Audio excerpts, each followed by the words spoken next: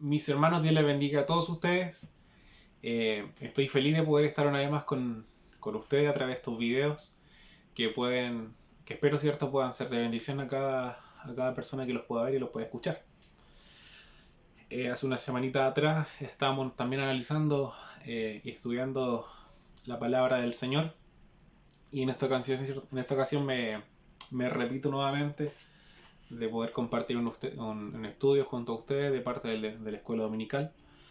Y antes de comenzar, quisiera expresar quisiera desearle a todos ustedes unas dulces bendiciones, que espero que estos videos puedan ser muy instructivos para ustedes y podamos todos gozarnos de la presencia del Señor, ¿cierto? Porque a través de la palabra del Señor, a través del estudio también nosotros creemos más, confiamos más en Él, y porque nos acercamos mucho más al Señor.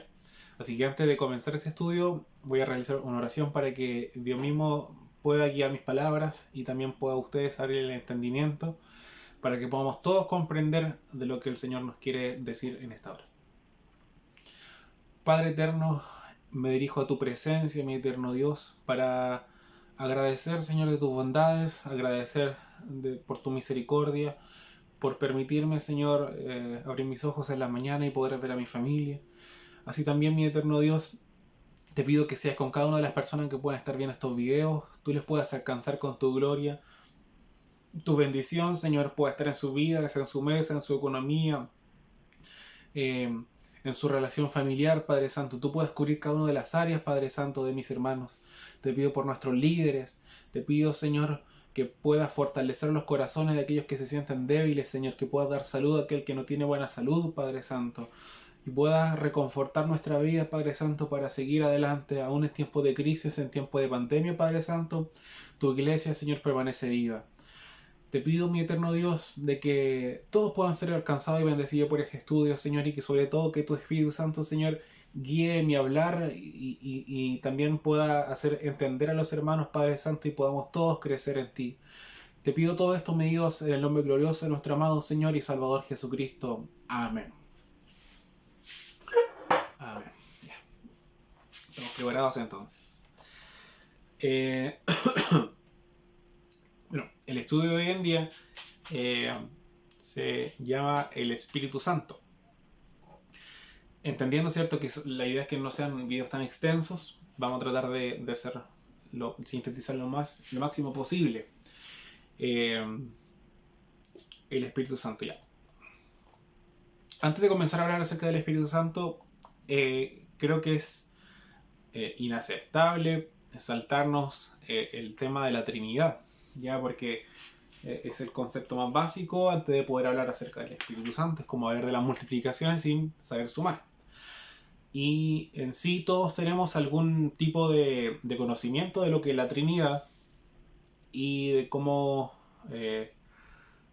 se compone, ¿cierto? La Trinidad, de pequeños nos enseñan que corresponde a la unión entre el Padre, el Hijo y el Espíritu Santo. Dios en tres personas. Muchos, para que las personas puedan entender esto, para que las personas puedan como manejarlo de manera más fácil, toman ejemplos, por ejemplo, el tema del agua, que dicen que el agua puede estar en estado sólido, líquido y gaseoso. Ahora, cada uno de estos ejemplos, o por ejemplo también el tema del huevo, que el huevo está compuesto por la cáscara, por la yema y por la clara, como cada uno, ¿cierto?, representando a cada persona de la Trinidad. Ahora, todos estos ejemplos en sí mismos tienen cierto grado de error o cierto grado de peligro al momento de enseñarlo, ya que, por ejemplo, tomando el mismo caso del agua, el agua por sí misma existe una como agua, pero se transforma de acuerdo al ambiente, ¿cierto?, al contexto en que se procesa el agua. Por ejemplo, si el agua se congela, pasa a ser estado sólido. Si el agua está a temperatura entre los 0 a 100 grados Celsius, el agua está en estado líquido, y si supera, ¿cierto?, los 100 grados, pasa a estado gaseoso. Pero eso de acuerdo a un proceso, de acuerdo a una transformación. Si nosotros enseñamos que Dios se transforma, ya estamos en un peligro, porque en principio, como dice la diapositiva, Dios son tres personas, ¿cierto? Pero las tres personas son coexistentes en sí mismas. ¿Ya? No es que el Padre si se transforma en el Espíritu Santo existe, o si se transforma en el Hijo, el Hijo existe, sino que existe tanto el Padre como el Espíritu Santo, como también el Hijo. Tres personas coexistentes, no que una persona, no que el Padre se transforma en una ni se transforma en otra, sino que las tres personas coexisten en el mismo tiempo. Y también son coeternas. Esto significa que existen desde el antes del principio de la creación y existirán incluso después del fin del mundo. Existen eternamente ambas. O sea, perdón, todas. Entonces son coexistentes y son coeternas. Singulares. ¿Qué significa esto? Que las personas de la Trinidad son independientes en sí mismas una de la otra. ¿Independientes en qué? Independientes en intelecto, emoción y voluntad. ¿Ya? Esto lo vamos a ir viendo más adelante. Que sean independientes no significa que no estén en la misma naturaleza y la misma esencia. ¿Ya? Todas las personas de la Trinidad son independientes, pero poseen la misma naturaleza y la misma esencia, son singulares. Y otro concepto que quería aclarar es que cuando nosotros hablamos de persona de la Trinidad, no nos referimos a una persona humana. ¿Ya? El concepto, ¿cierto? Cuando nosotros decimos persona, usualmente lo atribuimos a una persona como si fuera un hombre o una mujer, ¿cierto? Humana. Pero en un plano más filosófico, hablamos de persona para explicar esta singularidad de que son independientes una de otra. O sea, un mismo Dios, pero en tres personas. Singulares, independientes, pero con misma esencia y misma naturaleza. ¿Ya? Una vez entendido esto, y es cierto, creo que podamos graficarlo de la manera que podamos poner, ¿cierto?, al Padre, al Hijo y al Espíritu Santo, pero los tres son Dios. ¿Ya? Pero el Padre no es Hijo, el Hijo no es Espíritu Santo, y el Espíritu Santo no es Padre. Cada uno son personas distintas, pero con la misma esencia y con la misma naturaleza. Los tres son Dios. Ahora, para irnos, ¿cierto?, de lleno al tema, ¿qué es el Espíritu Santo? Muchas personas dicen que el Espíritu Santo o el Espíritu de Dios es una fuerza mística. Los testigos de Jehová tienen dado por hecho ese concepto de que el Espíritu Santo es la fuerza o el poder de Dios. De hecho, cuando nosotros leemos el capítulo 1 del libro de Génesis, cuando en el principio, ¿cierto?, de la creación, y donde dice que el Espíritu de Dios se movía por la faz de las aguas, los testigos de Jehová en su Biblia dicen el poder de Dios se movía por la faz de las aguas. O sea, no es el Espíritu de Dios, sino que es el poder de Dios para el testigo de Jehová. Algunos dicen también que es el poder de Dios en beneficio, en servicio a los creyentes. ¿Qué significa esto? De que muchas personas hoy en día están tomando, ¿cierto?, el nombre del Espíritu Santo, el Espíritu de Dios, con el fin de poder complacer sus deseos o sus necesidades de hombre. Por ejemplo, muchos que dicen ser apóstoles o muchos falsos profetas toman el nombre del poder de Dios o el Espíritu Santo, ¿cierto? Perdón, el Espíritu Santo, para poder realizar decretos, declaraciones o actos de fe, sanidades en nombre del Espíritu Santo, y nunca ocurren esas cosas porque el Espíritu Santo, ¿cierto?, no es el poder de Dios, es una persona. ¿Ya? Eso lo vimos al principio cuando estábamos hablando de la Trinidad. Es una persona. Que el Espíritu Santo tenga poder es otra cosa, pero no es el poder de Dios, porque Dios en sí mismo ya es omnipotente. No es la energía, ¿cierto?, vagando en el mundo y no toma la energía del poder de Dios y actúa y hace fe, no, y hace milagros, sino que es una persona, ¿cierto?, que vive entre nosotros y también mora en nuestros corazones y nuestra vida, como lo declara su palabra. Que la fe y el Espíritu Santo, ¿cierto?, puedan hacer obras y milagros es otra cosa. Pero yo por sí mismo no puedo decretar ni declarar en nombre de Dios si es que Dios sinceramente no le place hacer nada, por ejemplo. ¿Qué dice la Biblia? En principio que el Espíritu Santo es Dios. Hay muchas cosas, ¿cierto?, que se deducen y que se estudian y que se concluyen a través del estudio de la palabra del Señor, que no están explícitamente dichas como esto es así. Por ejemplo, el tema de la Trinidad. Muchos tratan de refutar nuestra doctrina trinitaria diciendo que la palabra Trinidad no aparece en la Biblia. o que Jesús mismo, él nunca se proclamó como Dios, así como yo soy Dios, pero sí dan muchas luces y hay muchas pistas y hay muchas también evidencias de que la Trinidad existe y que también Jesús es Dios, por ejemplo. Así también la Biblia nos da muchas luces y muchas evidencias que el Espíritu Santo también no es simplemente la energía o simplemente una energía, sino que es Dios mismo, ¿cierto? Habitando entre nosotros. Es Dios. Es una persona, como decíamos anteriormente, con singularidad por sobre las otras personas. Es decir, con emociones, mente y voluntad propia. ¿Ya? Eso es súper importante. Ahora, ahora en Hechos capítulo 5, versículo 3 y 4,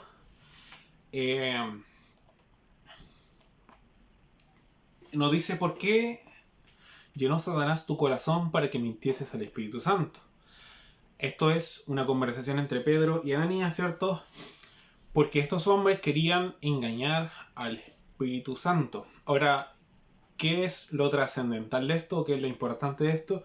Es que Pedro no le dice por qué querías engañar al Padre o por qué querías engañar, ¿cierto?, al Hijo o a Jesús, sino que dice por qué querías engañar o mentir al Espíritu Santo. Habla de la singularidad del Espíritu de Dios. ¿Y qué es lo otro importante? Es que Pedro dice eso precisamente porque ya el Padre y Jesús estaban en los cielos. Y era el Espíritu Santo en ese momento quien se encontraba en la tierra, como Dios, ¿cierto? Consolando a los hombres y guiándolos por el camino de fe.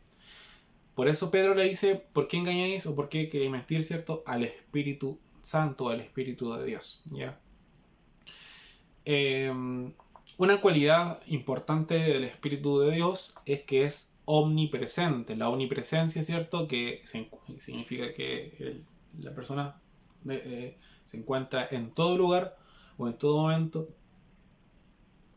Y esto lo confirmamos con el Salmo 139, capítulo 7, versículo 8. ¿A dónde me iré de tu espíritu? ¿Y a dónde huiré de tu presencia? Si subiere a los cielos, allí tú estás. Ahí estás tú. Ahí estás tú. Y si en el Seol hiciere mi estrado, he aquí, allí tú estás. El salmista lo que está diciendo es: ¿a dónde me iré de tu espíritu? ¿Dónde huiré de tu presencia? Expresando, ¿cierto?, que el Espíritu de Dios se encuentra en todo momento, y es una analogía de que incluso en la vida o incluso en la muerte, incluso en los cielos, incluso en el Seol, ahí va a estar el Espíritu de Dios, ¿cierto? Ahí va a estar la presencia de Dios, ¿ya? La omnipresencia. Hace referencia, quizá en principio podemos hablar del Espíritu y después podemos hablar de Dios, pero en cuanto dice ¿a dónde me iré de tu Espíritu? Y después dice ¿a dónde me iré de tu presencia? Es como decir, no me puedo apartar de tu Espíritu, porque tu Espíritu es omnipresente, ¿ya? Otra característica importantísima es la omnisciencia de Dios. 1 Corintios capítulo 2, versículo 10 y 11 dice: pero Dios nos la reveló a nosotros por el Espíritu, porque el Espíritu todo lo escudriña, aún lo profundo de Dios. Porque ¿quién de los hombres sabe las cosas del hombre, sino el Espíritu del hombre que está en él?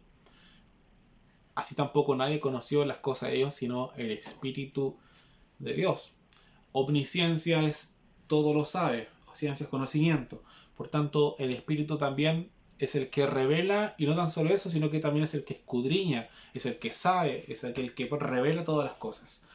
Los hombres hoy en día, ¿cierto? La ciencia y todo lo que está en el transcurso de la humanidad, ¿cierto? La ciencia tiene un rol fundamental en el desarrollo tecnológico y en el bienestar del ser humano. Pero eso también es dado por el Señor, porque el conocimiento proviene de Dios. Por tanto, no sentirnos ajenos, ¿cierto?, y hablar de la ciencia como una creencia externa a Dios, sino que la ciencia también es parte del conocimiento de Dios. La ciencia, ¿cierto?, es entregada para los hombres, para que los hombres también puedan tener un mejor bienestar, un mejor vivir, poder desarrollar quizás curas, facilidades, tecnologías para que puedan facilitar nuestra vida. A través de estos mismos videos, ¿cierto?, es como Dios le da la inteligencia a los hombres para que nosotros podamos hacer uso de estas tecnologías y poder ser bendecidos incluso en estos medios. La ciencia viene del Señor. Ahora, dentro del conocimiento, ¿cierto? Hay hombres que también hacen mal uso del conocimiento y sabemos los resultados. Entonces, omnipresencia y omnisciencia. Ahora, el Espíritu de Dios también puede ser contristado. ¿Qué significa esto? Que puede ser afligido.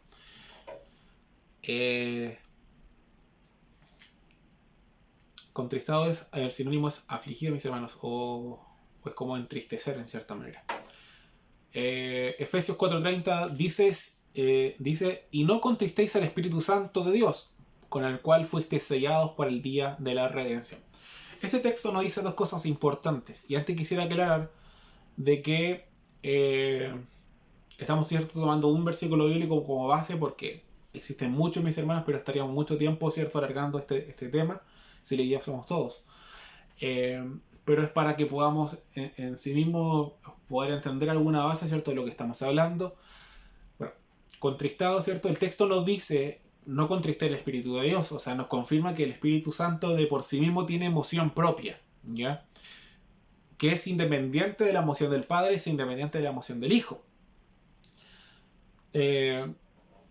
Y también el Espíritu Santo, a través de este texto, el Espíritu el texto también nos dice de que el Espíritu es la garantía o es el sello de garantía de la salvación, ¿ya?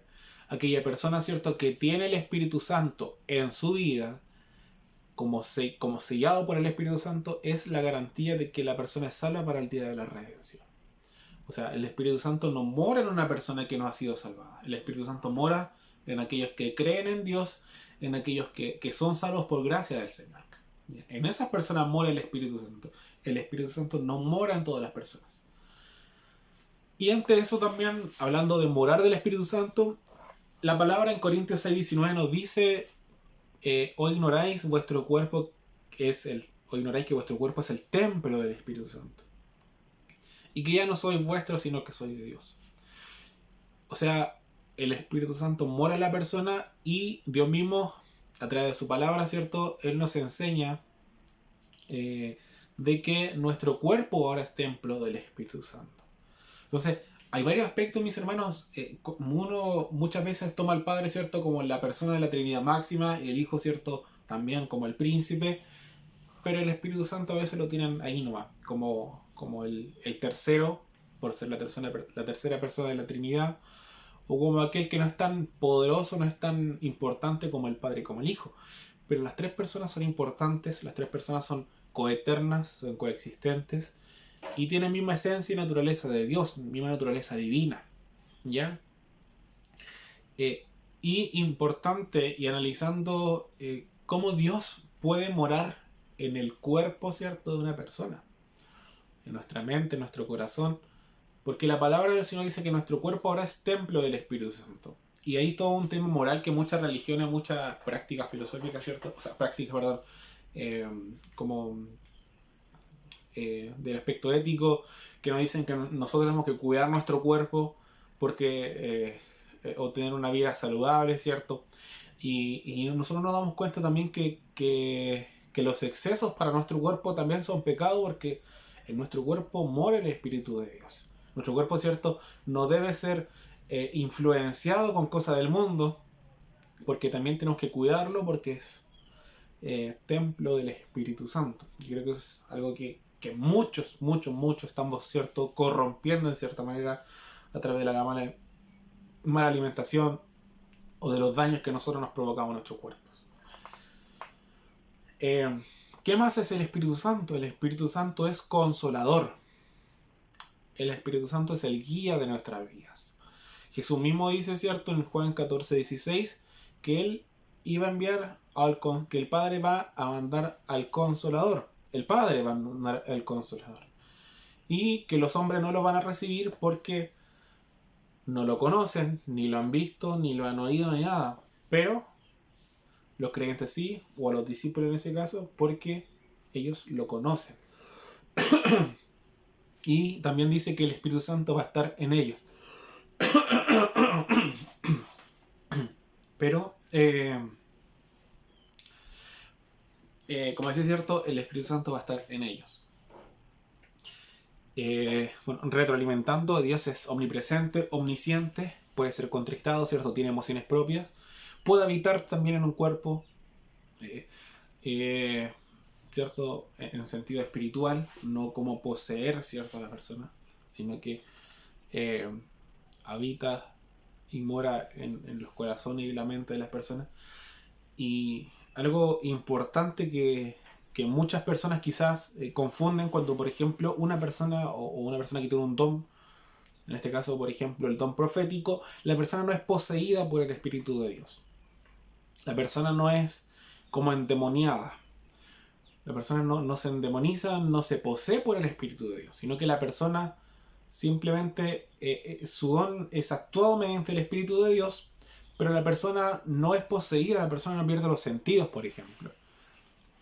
Sabemos que los dones, así como los talentos, por ejemplo, son perfeccionables y se pulen a medida que la persona agarra más experiencia y tiene más convivencia con el Señor. Pero la persona no es poseída. Por tanto, tener ojo y mucho cuidado cuando muchas personas hablan en nombre de Dios, pero sus actitudes, sus movimientos o sus palabras no van acorde a lo que el Señor mismo es. Muchos dicen, por ejemplo, que el Señor es prudente. A pesar de que la Biblia no sale que el Señor es prudente, muchas personas dicen Dios es prudente, pero Dios en sí mismo es sabio. En sí mismo Dios es inteligente. En Él emana toda la sabiduría. Por tanto, Dios no va a provocar un estado cierto para confusión hacia los demás o para provocar miedo, siendo que su objetivo, por ejemplo, es entregar un mensaje o una profecía. Por eso, tener mucho ojo y mucho cuidado con aquellas personas, ¿cierto?, que dicen o que parecen ser poseídas por algún demonio o por el mismo Espíritu de Dios, pero Dios, ¿cierto?, no posee a las personas, sino que el Espíritu de Dios mueve a las personas en sí mismas, pero incluso las personas pueden retener, ¿cierto?, todo lo que están sintiendo en ese momento, hasta cierto punto. Ahora, Dios es consolador y mora en nosotros. ¿Cuándo llegó el Señor a nuestras vidas o a los hombres? Esto se da en Hechos capítulo 2, en el famoso día de Pentecostés. Y como sale la imagen, ¿cierto? Ven Espíritu Santo. Y Pentecostés sale como helado como un fuego. Porque aquel día no fue simplemente una ceremonia común, no fue un acto formal, no fue un acto solemne, sino que fue una fiesta espiritual de lo que nosotros podemos leer y rescatar de Hechos capítulo 2. Probablemente sucedieron cosas que la Biblia incluso no relata y que hacen omisión, ¿cierto?, de detalles que pueden ser incluso más importantes. Pero lo que nos dice Hechos capítulo 2 es suficiente como para que nosotros podamos entender de que no fue un hecho cualquiera, de que fue un hecho único, especial en la historia de la humanidad en sí misma. El Espíritu de Dios desciende hacia nosotros para que nosotros podamos vivir, ¿cierto?, en base también a Él, para que podamos ser consolados por Él, para que nosotros podamos ser guiados por Él. Esto es súper importante. ¿Por qué? Porque marca un antes y un después, incluso en la historia de la iglesia y la historia del cristianismo. Cuando nosotros leemos el Antiguo Testamento, solamente algunos solamente tenían el Espíritu de Dios. Por ejemplo, el caso de David, ¿cierto?, que él era como rey, él necesitaba el Espíritu de Dios para poder seguir la voluntad de Dios en su reinado, en sus acciones. Los profetas, ¿cierto?, su don era activado en cierta manera por el Espíritu de Dios. Ellos mismos por sí mismos no podían profetizar. El Espíritu Santo es el que guiaba, ¿cierto?, los corazones de estos profetas y el don, ¿cierto?, le activaba para que ellos pudiesen profetizar o para que pudiesen dictar alguna sentencia del pueblo, por ejemplo. Pero solamente en algunos, no todos tenían el Espíritu de Dios. Ahora, después del Pentecostés, todos los creyentes podemos tener el Espíritu de Dios. Todos los creyentes, ¿cierto?, el Espíritu de Dios mora en nosotros. No en todos tampoco, pero sí en todos los creyentes. Antes no, incluso ni siquiera todos los creyentes tenían el Espíritu de Dios. Entonces marca un antes y un después. Por eso Jesús mismo dice que enviará el Consolador. Pero, y yo creo que también nosotros podemos atribuirnos esas palabras. Nosotros lo conocéis porque va a morar, nosotros lo conocemos porque va a morar en nosotros. Por eso que aquellos que tienen el Espíritu de Dios en su vida, lo conocen. ¿Ya? Lo conocen. Ahora, el Espíritu Santo, una vez en nuestra vida, ¿qué produce? Produce frutos. que se contrapone en cierta manera a las obras de la carne, que podríamos de alguna manera como reducirla, ¿cierto? Sintetizarla al pecado. Las obras de la carne en sí mismas son el pecado que nuestra vida, que nosotros cometemos, pero el Espíritu Santo que está en nosotros va a producir fruto del Espíritu. Estos son gozo, paz, paciencia, benignidad, bondad, fe, mansedumbre y templanza. Ahora, yo analizando, al momento de preparar esto, analizaba que hay muchas personas que en sí mismas quizás tienen paz, o en sí mismas tienen benignidad y bondad hacia los demás. Pero por eso se habla del fruto del Espíritu. ¿Ya? La palabra del Señor habla del fruto del Espíritu porque es un todo. Porque hay personas, por ejemplo, que puedan tener bondad o puedan tener mansedumbre hacia los demás, pero en sí mismas no pueden tener paz interior o no pueden tener gozo. Principalmente las personas sin Dios no pueden tener gozo porque el gozo proviene del Señor. Mucho menos fe porque la fe significa creer en Dios. Entonces las personas que realizan, por ejemplo, buenas obras, que tienen bondad, esas buenas obras surgen a partir de que somos hechos, ¿cierto?, a imagen y semejanza de Dios. A pesar de ser seres corrompidos y que mucha gente no cree en Dios, el hombre es hecho a imagen y semejanza de Dios. Y Dios, ¿cierto?, produce este tipo de frutos. Ahora, el Espíritu Santo en nosotros produce todos estos frutos. El gozo, la paciencia, la paz, benignidad, fe, templanza, mansedumbre y todas aquellas cosas, ¿cierto?, que nos edifican y que también edifican a los demás. Yo creo que la fe y el gozo son parte importante de lo que, o sobre todo la fe. La fe es el fruto del Espíritu quizá más denota, ¿cierto?, o más evidencia en una persona que cree en Dios y que tiene el Espíritu de Dios en su vida. Cuando lo recibimos, ahora, eso es distinto a cuando llegó a nosotros. A nosotros, ¿cierto?, a los hombres nos llegó en el día de Pentecostés, pero cuando lo recibimos, nosotros lo recibimos cuando aceptamos a nuestro Dios, cuando creemos en Él. Porque por un solo Espíritu fuimos todos bautizados en un cuerpo, sean judíos o griegos, sean esclavos o libres, y a todos se nos dio de beber de un mismo Espíritu. ¿Qué significa esto? De que el Espíritu Santo, ¿cierto?, nos bautiza a nosotros, fuimos bautizados en el cuerpo, y ahora nosotros somos templo del Espíritu Santo, bautizados por el mismo Espíritu, y también es el sello de la garantía de la salvación. Nosotros creemos en Dios, nosotros somos bautizados por el Espíritu Santo. Hay ciertas como opiniones o ciertos argumentos en contra, en pro, en donde dicen que el bautismo, ¿cierto?, del Espíritu de Dios ocurre posterior al creer en Dios, o algunos dicen que el Espíritu de Dios bautiza a la persona al momento que la persona cree en Dios. Ahora, eso, ¿cierto?, lo dejo, quizás lo dejamos para adelante para que podamos analizarlo bien, pero para poder estudiarlo mejor, pero lo importante es que la persona creyente es bautizada por el Espíritu de Dios. Eso es lo importante. Ahora, para finalizar, que ya es increíble cómo el tiempo pasa volando, para finalizar y para concluir, importante hacer una reflexión, mis hermanos, una reflexión de principalmente si el Espíritu Santo mora en nuestra vida. Si realmente nosotros hemos creído en Dios o no lo hemos hecho. Si el Espíritu Santo está en nuestra vida y produce estas obras, ¿cierto? Estos frutos del Espíritu, gloria a Dios. Pero debemos analizar si en nosotros están estos frutos. Si en nosotros, ¿cierto?, el Espíritu Santo vive en nuestra vida. ¿Y cómo hacerlo? Quisiera que pudiésemos hacer un ejercicio mental y desglosar nuestra vida, que yo creo que más se desglosa en familia, en trabajo o estudio y en tiempo de vida social, ¿ya? En nuestra convivencia social. Tiempo de familia, trabajo, estudio o vida social. En el tiempo de familia, analizar si Dios está presente en nuestra familia. Si el Espíritu de Dios actúa en nuestra familia. Mucho ojo ahí. O si el Espíritu de Dios o Dios mismo está en nuestro trabajo o nuestro estudio. O si el Espíritu de Dios está en nuestra vida social. Analizar en qué momento de nuestra vida está Dios.